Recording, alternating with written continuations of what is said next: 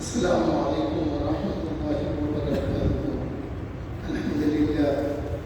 الحمدللہ رب العالمین والصلاة والسلام علی سید الاولین والآخرین نبی الانبیاء والمرسلین وعلی آلہ واصحابہ ومن تبعہم بإحسان الی یوم الدین، اما بعد، فتبارک اللہ احسن الخالقین، صدق اللہ العظیم۔ آج میں ایک ایسی بات آپ کو سنانے والا ہوں، شاید آپ نے ایک بار سنی تھی، اور یہ کتاب کا حوالہ ہے دلائل النبوہ۔ یہ کتاب حافظ ابو نعیم احمد بن عبداللہ رحمۃ اللہ علیہ کی ہے۔ اس میں آپ نے ایک واقعہ بیان کیا ہے۔ 9ویں فصل میں شب ولادت رسول اللہ صلی اللہ علیہ وسلم میں ظاہر ہونے والے دلائل نبوت۔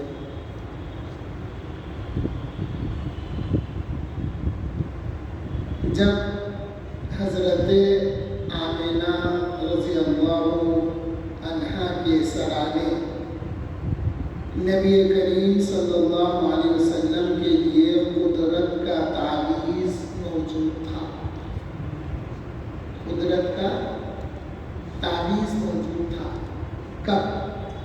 اب سنیے، حضرت ابن بریدہ اپنے والد سے روایت کرتے ہیں کہ نبی کریم صلی اللہ علیہ وسلم کی والدہ حضرت آمنہ بنت وہب نے خواب میں دیکھا کہ کوئی انہیں کہہ رہا ہے کہ تم سب مخلوق خدا سے بہتر اور تمام جہانوں کی سردار کی ماں بننے والی ہیں۔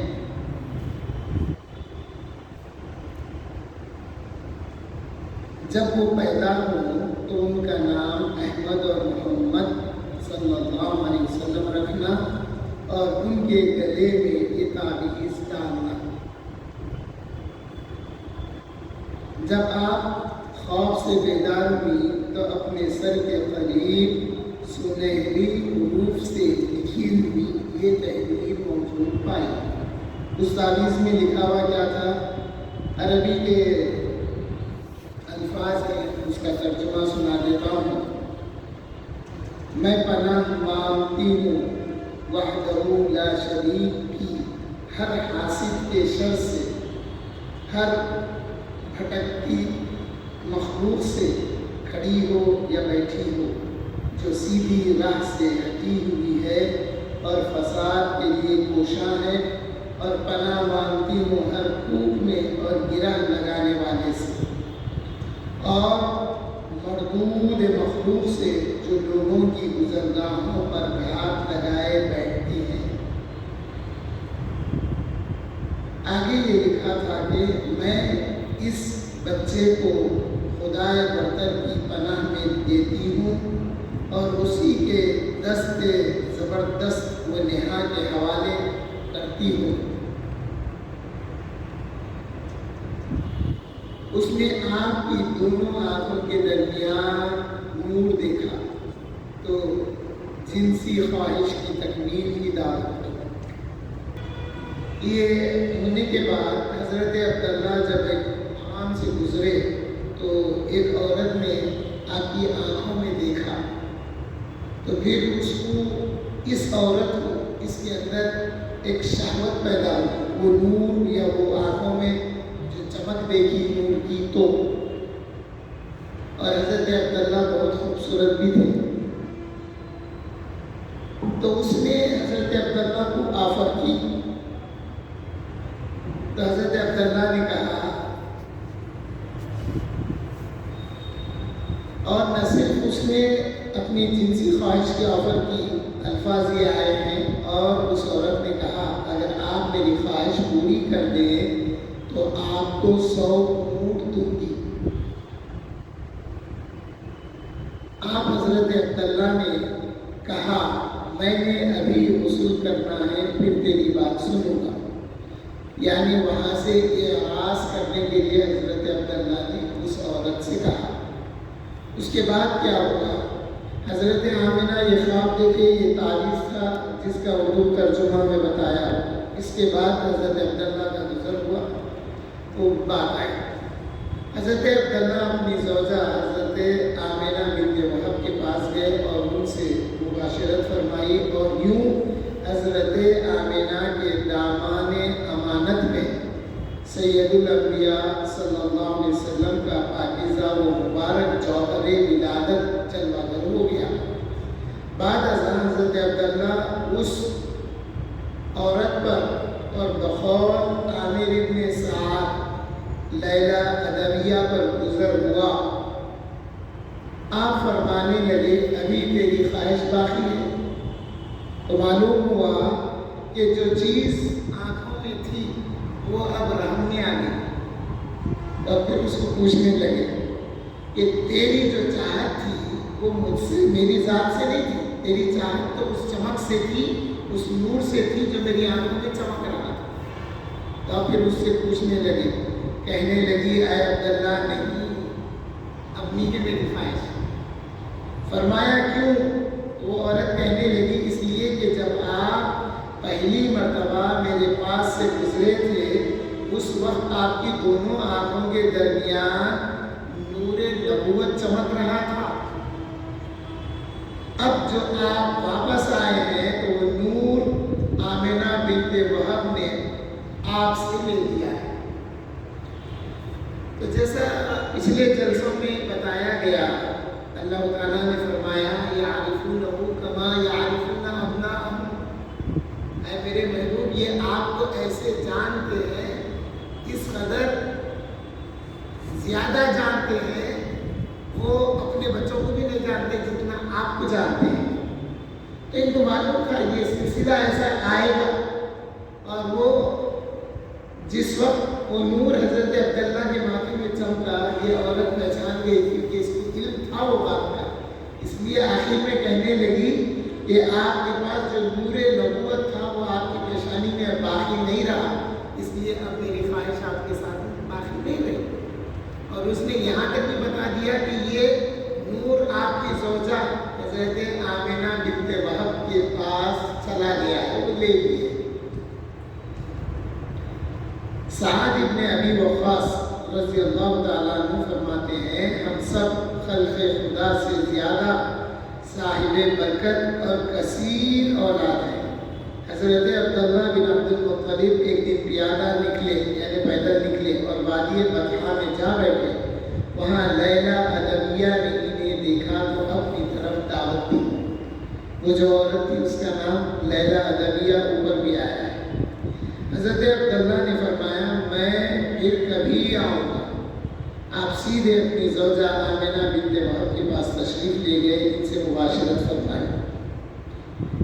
اب یہ جو الفاظ بتا رہے ہیں کہ آپ نے کہا کہ تو جو چاہتی ہے وہ تو میں پھر کبھی تیرے ساتھ جو چاہت ہے وہ پوری کروں گا، لیکن آپ اس وقت سیدھے اپنی زوجہ حضرت آمنہ بنت وہب کے پاس تشریف لے گئے، ان سے مباشرت فرمائی۔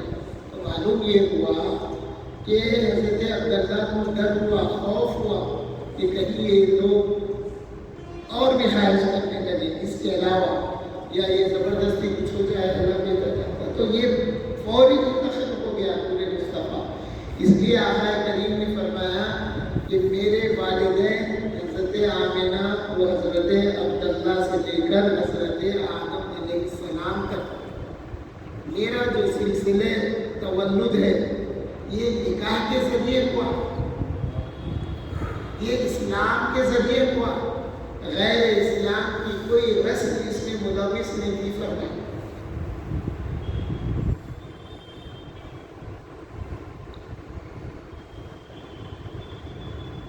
پھر آپ کا لیلہ ادویہ پر گزر ہوا تو وہ کہنے لگی تم نے کیا کیا؟ فرمایا میں تو ادھر تمہاری طرف آ نکلا اور تم یہ عجیب سوال کر رہی ہو۔ تو لیلہ کہنے لگی، لیلہ ادویہ کہنے لگی تم جو نور لے کر گئے تھے، یعنی جب تم میرے پاس سے گزرے تو اس وقت جو نور تمہارے پاس تھا وہ واپس لے کر نہیں آئے۔ اگر تم نے آمنہ بنت وہب سے مباشرت کی ہے تو یقیناً وہ کسی سلطان عالم کی تولید کرے۔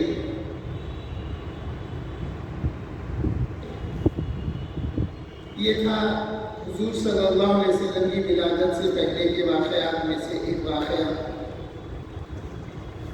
بصرہ کے کلیسا میں نبی کریم صلی اللہ علیہ وسلم اور حضرت ابوبکر صدیق کی تصویر حضور کی آمد سے پہلے۔ جبیر بن مطعم رضی اللہ تعالیٰ عنہ فرماتے ہیں جن دنوں نبی صلی اللہ علیہ وسلم نے اعلان نبوت فرمایا میں شام کے سفر پر نکلا تھا۔ میں بصرہ پہنچا تو عیسائیوں کی ایک جماعت میرے پاس آئی، کہنے لگے تم اہل حرم سے ہو؟ اب یہاں پہ ایک بات معلوم ہوتی ہے کہ شام کے لوگ پوچھے ان سے کہ تم اہل حرم سے ہو، تو بعض دفعہ جو ہے لباس اور آدمی کا حلیہ بھی بتاتا یہ کس علاقے کے رہنے والے ہیں۔ جیسا بعض علاقوں کے لوگ جو لباس پہنتے ہیں ان کا رنگ علاقے کے موسم کے لحاظ سے کبھی برا ہوتا، کبھی سولا ہوتا، کبھی کالا ہوتا، اس طرح سے لوگ پہچانتے ہیں دیکھ کے۔ تو اہل شام نے ان سے پوچھا تم حرم سے ہو؟ میں نے کہا، یعنی حضرت جبیر بن مطعم نے کہا ہاں۔ تو شام کے لوگ کہنے لگے تمہارے پاس جس شخص نے اعلان نبوت کیا ہے تم اسے جانتے ہو؟ مکے میں حضور نے اعلان نبوت کرنے کے بعد یہ شام کے لیے گئے تھے، سفر شاہون کے شام کے لیے سفر کیے تھے۔ تو راستے میں جب یہ لوگ ملے تو پوچھنے لگے عیسائی، اور پھر پوچھنے لگے کہ تم اسے جانتے ہو؟ میں نے کہا ہاں۔ تو وہ میرا ہاتھ تھام کر مجھے اپنے گرجا میں لے گئے، گرجا چرچ، وہاں بت اور تصاویر تھی۔ انہوں نے پوچھا تمہیں نئے مبعوث ہونے والے اس نبی کی صورت یہاں نظر آتی ہے؟ جو مکے میں اعلان نبوت کی ہے ان کی صورت یہاں نظر آتی ہے؟ مجھے وہاں آپ کی تصویر نظر نہ آئی۔ میں نے کہا ان کی تصویر یہاں نہیں ہے۔ پھر وہ مجھے اس بڑے گرجا میں لے گئے، وہاں پہلے سے زیادہ بت اور تصاویر تھی۔ کہنے لگے کہ اب دیکھو کیا ان کی تصویر یہاں ہے؟ میں نے دیکھا وہاں نبی کریم صلی اللہ علیہ وسلم کی تصویر موجود تھی، اور اس میں حضرت ابوبکر صدیق رضی اللہ عنہ نے آپ کا دامن پکڑا ہوا تھا۔ حضور کا دامن حضرت ابوبکر پکڑے ہوئے تھے، تصویر یہ بنی ہوئی تھی۔ انہوں نے سوال کیا تمہیں اس نبی کی تصویر مل گئی؟ میں نے کہا ہاں۔ میں نے کہا پہلے یہ بتلاؤ تم کہنا کیا چاہتے ہو؟ وہ نبی کریم صلی اللہ علیہ وسلم کی پیشانی کی طرف اشارہ کرتے ہوئے بولے کیا یہ کسی نبی کی تصویر ہے؟ میں نے کہا بخدا ہاں، میں گواہی دیتا ہوں کہ یہ وہی ہے۔ کہنے لگے تم اس نبی کو جانتے ہو؟ میں نے کہا ہاں۔ تو اس پر انہوں نے کہا ہم گواہی دیتے ہیں کہ یہ تمہارے رسول ہیں، اور یہ اس کے بعد ان کا خلیفہ ہوگا۔ یعنی رسول اللہ صلی اللہ علیہ وسلم کے بعد حضرت ابوبکر کی طرف اشارہ کر کے بولے یہ رسول اللہ کے بعد وہ رسول کے یہ خلیفہ ہوں گے۔ حضور کی آمد سے پہلے کلیساؤں میں یہودیوں کی اور عیسائیوں کی عبادت گاہوں میں حضور کی تصویر لگی ہوئی تھی۔ ایک روایت موسیٰ ابن عقبہ خرشی سے روایت ہے جس میں ایک دوسرا آدمی دور ابو بکر صدیق رضی اللہ عنہ میں یعنی خلافت راشدہ میں شاہ روم کی طرف سفیر بنا کر بھیجے گئے تھے۔ کہتے ہیں ہم جب جبلہ ابن احم ایک عیسائی سردار کے پاس پہنچے، وہ دمشق سے باہر باغ میں رہتا تھا، وہ آبادی میں نہیں رہتا تھا، ایک باغ میں رہتا تھا، یعنی جنگل میں وہ اپنا ٹھکانہ بنایا ہوا تھا۔ اس نے سیاہ کپڑے پہنے تھے اور آس پاس کی ہر چیز سیاہ رنگ تھی۔ ہم میں سے ایک ساتھی نے کہا ہشام اس سے بات کر۔ ہشام نے اس سے بات کی اور اللہ کی طرف بلایا، یعنی وہ عیسائی تھا نا، تو اس کو دین اسلام کی ترغیب دی، دعوت دی، اور پھر پوچھا یہ سیاہ کپڑے کیا ہے؟ اس نے کہا میں نے انہیں بطور نذر پہنا ہے، اور جب تک میں تم مسلمانوں کو سارے شام سے نکال نہیں دیتا انہیں نہیں اتاروں گا۔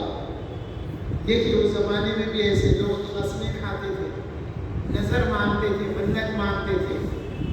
ہم نے کہا قسم بخدا ہم تجھ سے اور تیرے بادشاہ سے یہ ملک چھین کر رہیں گے انشاءاللہ۔ یہ تھے صحابہ، اس کے سامنے اس کو بول رہے، اس کے ملک میں بول رہے۔ ہمیں ہمارے نبی صلی اللہ علیہ وسلم نے اس کی بشارت دی ہوئی ہے۔ کہنے لگا پھر تو تم سامری قوم سے ہو، جن کے بعض عقائد یہود سے ملتے ہیں اور بعض نہیں، مگر تم سامری نہیں ہو سکتے۔ ہم نے کہا سامری کون ہوتے ہیں؟ کہنے لگا جو دن کو روزہ رکھتے ہیں اور رات کو عبادت کرتے ہیں۔ ہم نے کہا ہم ایسا ہی کرتے ہیں، ہم بھی کرتے ہیں ایسا، روزہ بھی رکھتے، عبادت بھی کرتے۔ بخدا اس نے سوال کیا تمہارا روزہ کیسے ہوتا ہے؟ ہم نے اپنے روزے کے مطابق بتلایا۔ کہنے لگا تمہاری نماز کیسی ہوتی ہے؟ ہم نے نماز کا طریقہ بھی اس عیسائی کو بتلایا۔ خدا جانتا ہے یہ سنتے ہی اس کا چہرہ پھٹا سا جل بھن کر نکلنے والی اینٹ کی طرح سیاہ ہو گیا۔ کہنے لگا اب تم چلو، اب تم چلے جاؤ، اور اس نے حکم دیا کہ انہیں بادشاہ کے پاس لے جایا جائے۔ بولا میرے پاس سے چلے جاؤ، تم بادشاہ کے لے جاؤ۔ ہم چلے، شہر کے دروازے پر ہمیں ایک چیف یعنی بادشاہ کا قاصد ملا۔ کہنے لگا اگر تم چاہو تو تمہارے لیے خچر یا گھوڑا لے آئے۔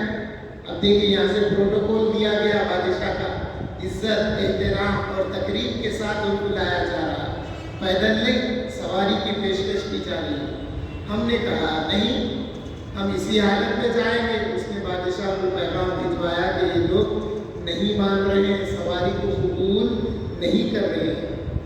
اس نے جواب دیا انہیں یوں ہی آنے دو۔ چنانچہ ہم امامہ باندھے، تلواریں حمائل کیے، اونٹوں پر بیٹھے اندر داخل ہو گئے۔ ان کے جو سواریاں تھے اس پر، جب ہم فرمان روائے روم کے دروازے پر پہنچے تو وہ ایک بلند بالکنی میں بیٹھا ہمیں دیکھ رہا تھا۔ ہم نے اپنا سر اٹھا کر کہا، اب دیکھو یہاں پر وہ بالکنی میں سے دیکھ رہا تو یہ سر اٹھا کر کیا کہے؟ لا الہ الا اللہ۔ اللہ جانتا ہے ہماری آواز سے اس کی بالکنی یوں تھر تھرا اٹھی جیسے تیز ہواؤں میں کھجور کا درخت لہراتا ہے۔ اس نے ہمیں پیغام بھجوایا کہ اس طرح مجھ پر اپنے دین کو ظاہر کرنے کا تمہیں حق نہیں ہے، یعنی تمہارے دین سے مجھے ڈراؤ مت۔ صحابہ کی زبان سے کلمہ نکلا تو بادشاہ روم کا جو بالکنی تھی وہ بالکنی لرز اٹھی۔ پھر ہمیں اندر بلایا گیا، ہم داخل ہوئے تو شاہ روم چھت تک بلند ایک تخت پر بیٹھا ہوا تھا، ایک اونچا تخت تھا جس پہ وہ بیٹھا ہوا تھا۔ چنانچہ ہم اس کے نزدیک جا بیٹھے، ہماری جرت دیکھ کر وہ ہنس پڑا۔ ہم نے محسوس کیا کہ وہ بہترین عربی بولتا ہے، تو ہم نے کہا لا الہ الا اللہ۔ جانتے ہو اس آواز سے اس کا چھت لرز رہا تھا۔ شاہ روم اور اس کے ساتھی گھبرا کر سر اٹھائے۔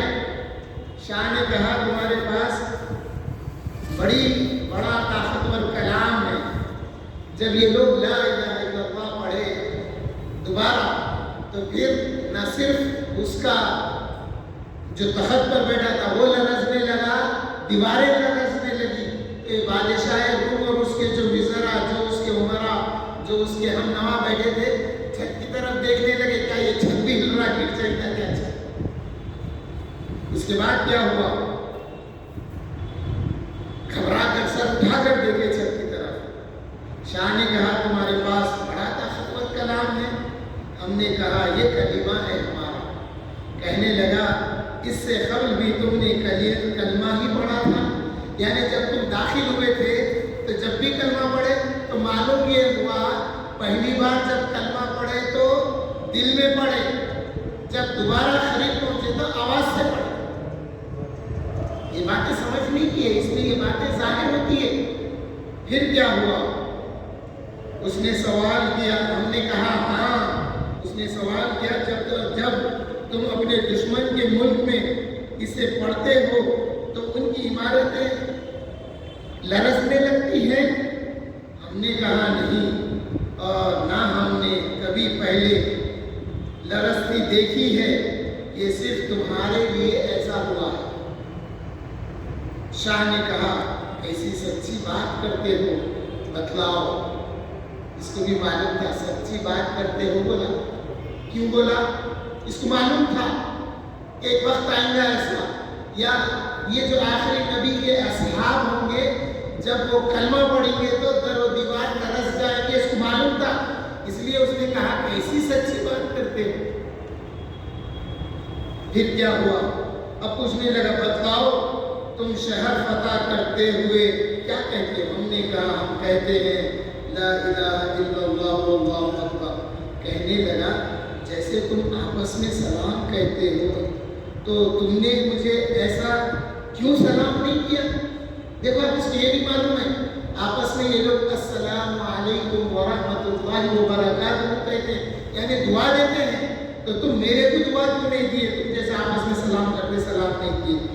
تو ہم نے کہا یہ تمہارے لیے حلال نہیں ہے، یعنی جائز نہیں ہے، اور تمہارا سلام ہمارے لیے جائز نہیں ہے۔ آقا کریم صلی اللہ علیہ وسلم نے جب ایسے لوگوں سے ملاقات ہوتی تو آقا فرماتے السلام علی من اتبع الہدی، سلامتی اس پر ہو جس نے ہدایت کی پیروی کی۔ تو معلوم کیا ہوا؟ ہدایت اب آقا فرمائے اس سے کہے، کیا کہے؟ سلامتی اس کے لیے ہو جو ہدایت کی پیروی کیا۔ تو اس نے ہدایت کی پیروی نہیں کیا تو اس کو نہیں پہنچا، تو کس کو پہنچا؟ وہ پلٹ کر پھر ادھر ہی آیا۔ سمجھ گیا؟ اور یہ کس سے کہہ رہے ہیں؟ اہل عرب سے، یعنی وہ عربی زبان کو جانتا ہے، اس سے کہہ رہے ہیں۔ تو معلوم یہ ہوا، دیکھو صحابہ کی سنت کیا تھی۔ آج ہمارے معاشرے میں ایک ہندو ملا تو ہم السلام علیکم انہیں وعلیکم السلام بول کے جواب دیں۔ یہ طریقہ اسلام کا نہیں ہے۔ ان کو سلام کرنے کا انداز ہمارے حیدرآباد میں اردو ادب میں سکھایا گیا، آداب ہے۔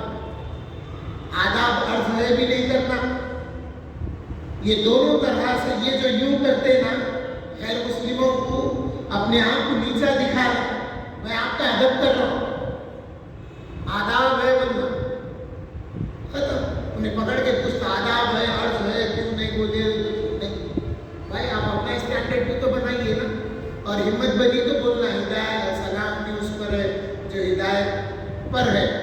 میں کہتا ہوں ایسا غیر مسلموں سے، انہیں عربی کیا سمجھتا، آپ سنت ادا کرو، سلام علی من اتبع الہدی، بعض دفعہ آداب بولو، انہیں سلام کرتا وعلیکم السلام بولے تو پھر اس کے لیے سلامتی کا جواب دے رہے، جبکہ اس کو سلام اس لیے کرنا ہے تو اس کے سلام کا جواز نہیں بنتا۔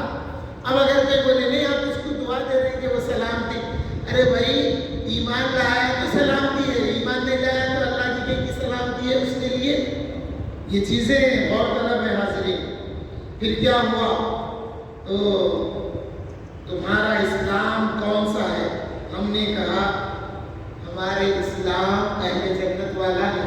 دیکھیے کیسا مکالمہ ہو رہا. پھر کیا ہوا؟ وہ شاہ روم نے کہا اپنے نبی کو بھی تم یہی سلام کیا کرتے تھے؟ ہم نے کہا ہاں. پھر اس نے پوچھا تمہارا وارث کون بنتا ہے؟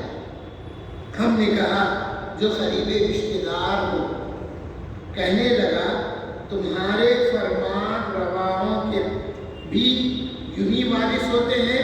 ہم نے کہا ہاں. چنانچہ اس گفتگو کے بعد اس کے حکم پر ہمیں ایک خوبصورت اور بڑے وسیع مکان میں لے جایا گیا. ہم اس میں 3 دن ٹھہرے رہے.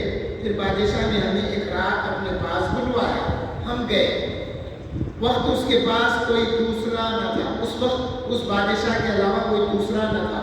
اس نے پھر وہی سوالات کیے جو پہلے کر چکا تھا. ہم نے وہی جواب دیے جو پہلے جواب دے چکے تھے. اس کے پاس ایک بڑا سا سنہری اور مربع تابوت سا پڑا تھا، یعنی ایک صندوق پڑا ہوا تھا جو چوکونی تھا. اس میں چھوٹے چھوٹے دروازے تھے، یعنی جیسا باکسز بولنا چاہیے سمجھنے کے لیے. بڑے صندوق میں باکسز بنے ہوئے تھے جس کے ڈھکن تھے سب. اس میں چھوٹے چھوٹے دروازے تھے، یا یوں سمجھے ایک صندوق ایسا بنا ہوا ہے، اس کے دروازے ایسے ہیں. اندر کوئی چیز گئی رکھ دیے پھر یوں کھولے بند کرے، ایسا اوپر سے نہیں، ایسا ادھر سے ایسا صندوق ہے. اس کے دروازے خانے بنے ہوئے ہیں. تو پھر کیا ہوا؟ اس نے ایک دروازہ کھولا اور سیاہ ریشمی کپڑا نکالا جس میں ایک سفید تصویر تھی. تصویر میں ایک لمبا اور گھنے بالوں والا آدمی تھا. کہنے لگا تم اس کو جانتے ہو؟ ہم نے کہا نہیں. اب یہ شاعر کیا کہہ رہا ہے دیکھو. کہنے لگا یہ آدم ہے علیہ السلام. حضرت آدم کی تصویر بتانے لگا. پھر اس نے واپس وہیں رکھ دی اور دوسرا دروازہ کھولا. ایک سیاہ ریشم کپڑا نکالا. کپڑا اس کا بلیک ہے. بلیک کپڑے میں فوٹو بنی ہوئی ہے.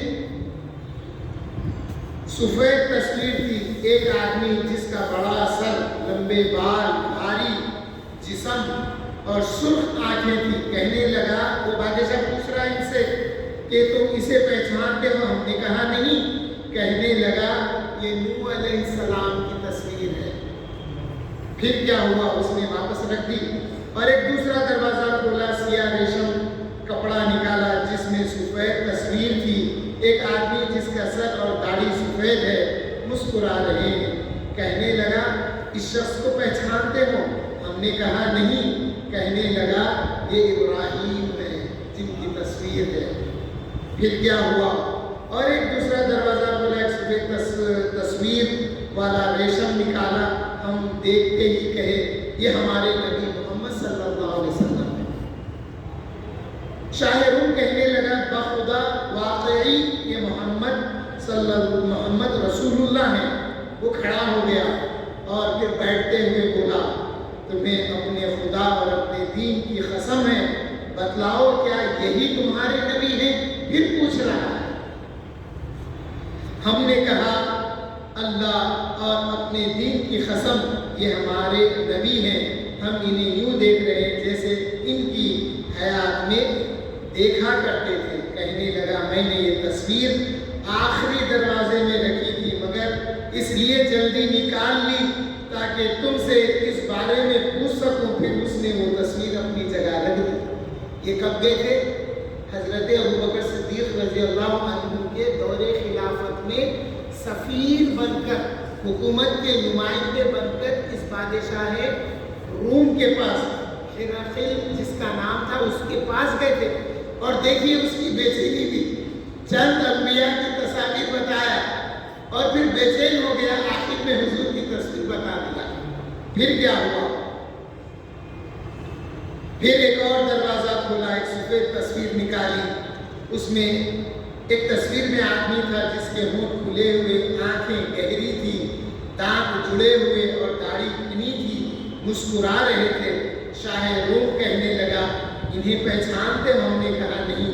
بولا یہ موسیٰ علیہ السلام کی تصویر ہے۔ تصویروں میں ایک آدمی بھی تھا جس کی شکل بھی ویسی ہی تھی مگر آنکھیں اور سر ذرا گول تھا۔ شاہ روم نے کہا یہ حضرت ہارون ہے۔ پھر اس نے تصویر اٹھائی، ایک ایک کی زیارت کرا۔ اب اس نے کہا، ایک اور دروازہ کھولا اور سفید تصویر والا سیاہ کپڑا نکالا۔ اس تصویر میں ایک آدمی تھا، گھوڑے پر سوار، لمبے بالوں اور چھوٹی کمر۔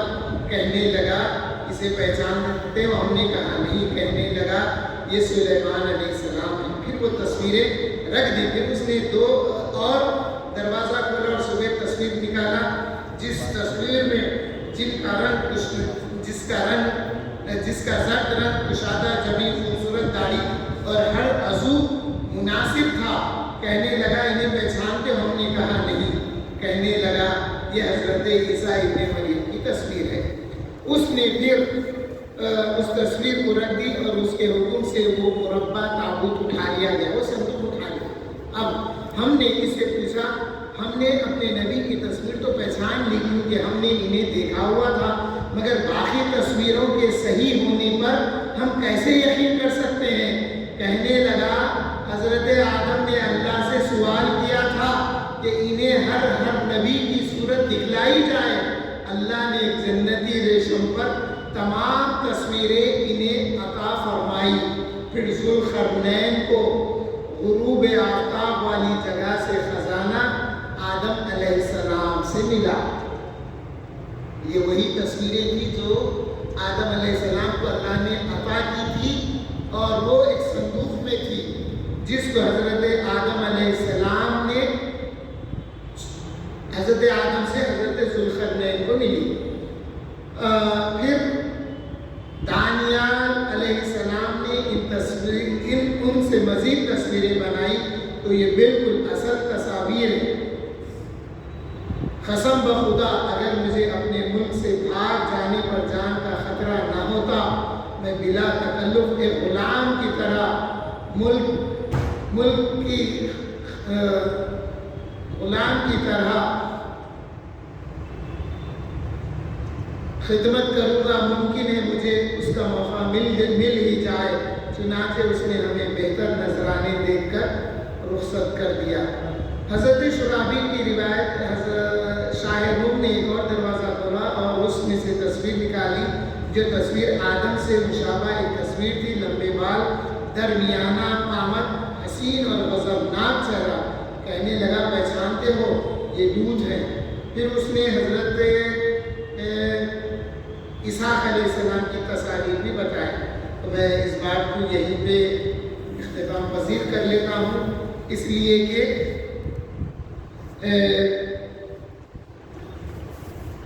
حضرت شیخ ابو نعیم صاحب کتاب کہتے ہیں اس واقعے سے پتہ چلا کہ اہل کتاب نبی علیہ السلام کے خد و خال، نام اور بعیثت وغیرہ سب امور سے واقف ہیں، اور صدائے لا الہ الا اللہ پر شاہ روم کے محلات کا لرز جانے سے معلوم ہوا کہ جیسے انبیاء کا زمانہ بعیثت قریب آ جانے پر ان سے معجزات صادر ہوتے ہیں تاکہ انہیں نبی تسلیم کیا جائے، اسی طرح ان کے وصال کے بعد بھی ان کے معجزات کا ظہور ہوتا رہتا ہے، کیونکہ شاہ روم کے محلات کے لرزنے کا یہ واقعہ نبی کریم صلی اللہ علیہ وسلم کے وصال کے بعد دور صدیقی میں حضور پذیر ہوا ہے۔ اب اس بات میں ایک سوال اگر کوئی کرے کہ اس میں لا الہ الا اللہ کا ذکر ہے، محمد رسول اللہ کا ذکر نہیں ہے، نہیں ایسا نہیں ہے۔ وہ لوگ جانتے تھے کہ نبی آخر زمان محمد مصطفیٰ صلی اللہ علیہ وسلم ہی ہے، تو یہ بات انڈرسٹوڈ ہے کہ جب کبھی لا الہ الا اللہ پڑھا گیا تو ساتھ ہی ساتھ محمد رسول اللہ بھی پڑھا گیا ہے۔ اس لیے قرآن میں آیا